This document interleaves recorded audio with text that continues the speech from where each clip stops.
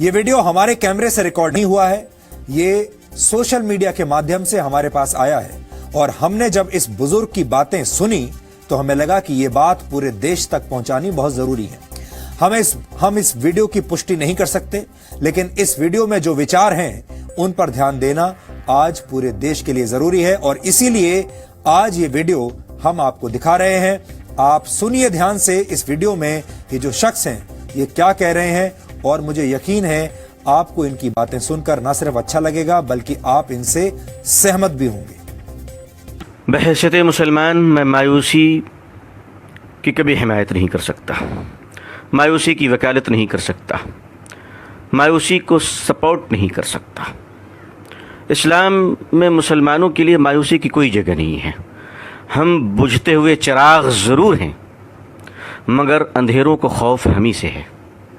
हम टिमटिमाते हुए चिराग सही हैं मगर यकीन मानिए अंधेरे को अगर कोई मिटा सकता है तो चिराग ही मिटा सकता है। इसलिए मायूसी की तो कोई गुंजाइश नहीं। हाँ, गुस्सा ज़रूर है और गुस्सा जिंदों को हुआ करता है, मुर्दों को नहीं। मुसलमानों को अगर हालात पे गुस्सा है तो मैं उस गुस्से को मिटाऊंगा नहीं बल्कि उस गुस्से की परवरिश करना चाहता हूँ।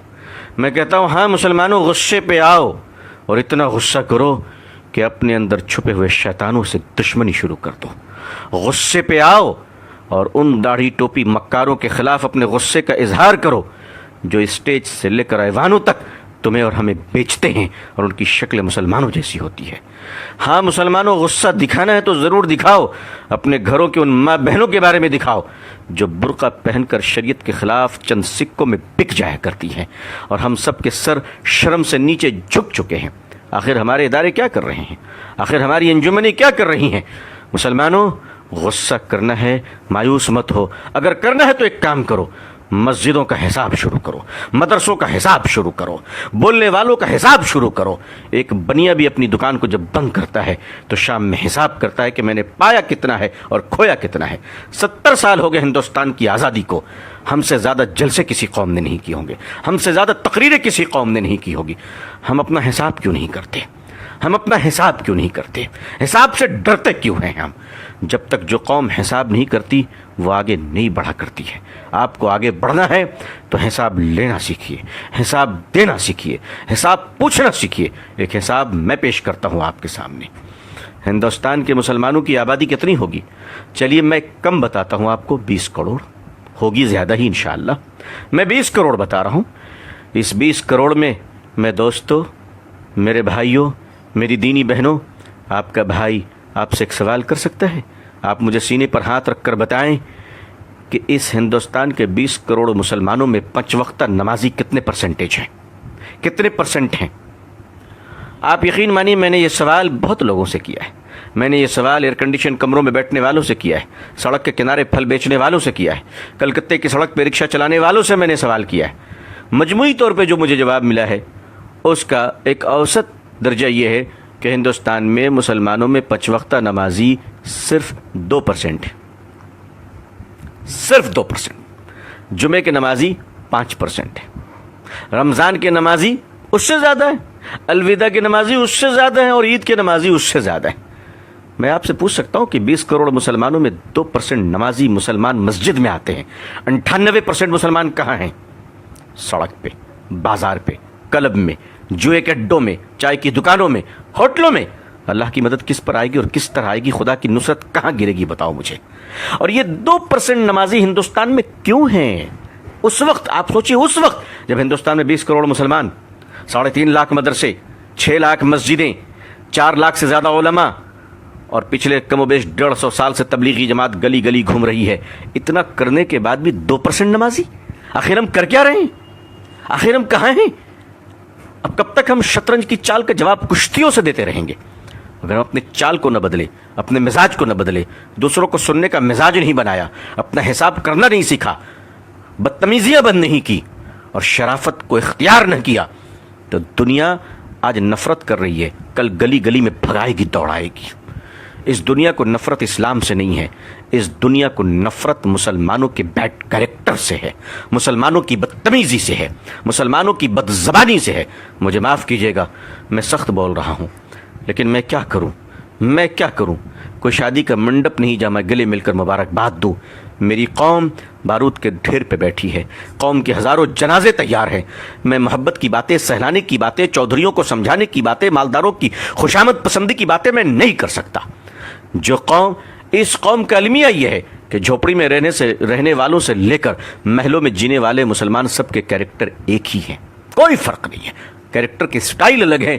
غریب جھوپڑیوں میں اور سڑک پہ بیٹھ کے بدتمیزی کر رہا ہے, جوا کھیل رہا ہے, اور مالدار کمروں میں بیٹھ کر انٹرنیٹ سے برائیوں کا بازار گرم کر رہا ہے.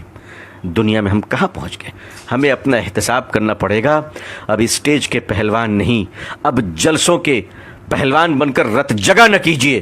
اگر کرنا ہے تو مسلک کے دلالوں کی زبانیں کھینچ لیجیے. اب اگر کرنا ہے تو مسلک کے نام پر جیب بھرنے والے مکار دلالوں کو اس قوم سے روکی, اس قوم کو بچا لیجیے.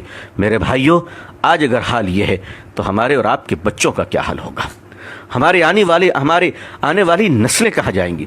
تو میں آپ سے فریاد کرتا ہوں, آنے والی نسلوں کو بچا لیجیے. ہم سے پہلے جو گزرے ہیں, اگر انہوں نے کام کیا ہوتا تو ہمیں یہ دن نہ دیکھنا پڑتا, لیکن انہوں نے کام کیا. انہوں نے یونیورسٹی نہیں بنائی, انہوں نے تاج محل بنایا.